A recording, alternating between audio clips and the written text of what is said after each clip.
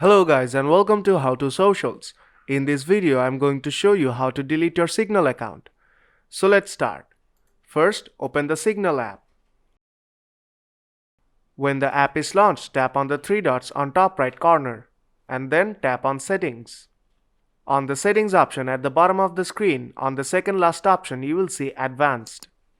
Now tap on Advanced. Here you will see the option Delete Account. Tap on that. Here, firstly, you have to select your country. Now tap on the drop down and select your country. Then you have to type in your phone number.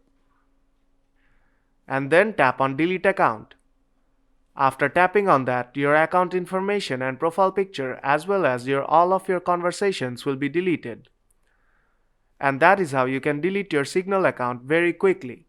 So if this video helped you out, then don't forget to leave a like.